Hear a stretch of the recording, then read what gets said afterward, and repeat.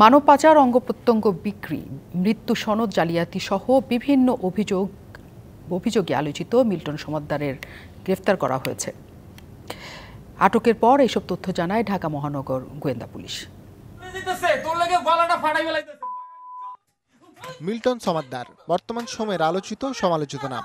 অসহায় বৃদ্ধ, নারী, পুরুষ ও শিশুদের ঠাঁই দেওয়ার নাম করে গড়ে তোলা চাইল্ড অ্যান্ড ওল্ড এজ কেয়ারে চালাচ্ছেন অপকর্ম।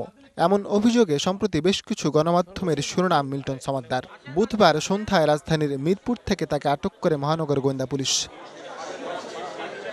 পুলিশ বলছে, মিল্টনের আশ্রমের পক্ষে করোনার সময় থেকে 900 মরদেহ দাফনের দাবি করা হলেও প্রমাণ মেলেনি সিংহভাগের।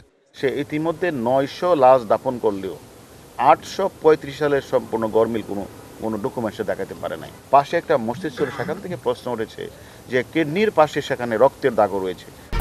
1, 2, 3 ঢাকায় জমি জিতে নিন 100% ক্যাশব্যাক সহ 20 কোটি টাকার পুরস্কার।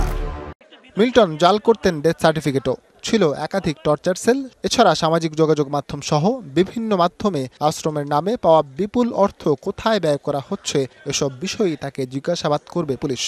সবকিছু মিলিয়ে তার বিরুদ্ধে অজস্র অভিযোগ আমরা পেয়েছি এবং সে এই টর্চার সেলে সে বলেছে তার 2টা আশ্রম রয়েছে, একটা হলো সাভার, একটা হলো সেখানে 500-700 লোক রয়েছে, কিন্তু সে খোঁজ নিয়ে জানা যাচ্ছে সেখানে 20-30 জন 40 জনের বেশি সেখানে লোক নেই।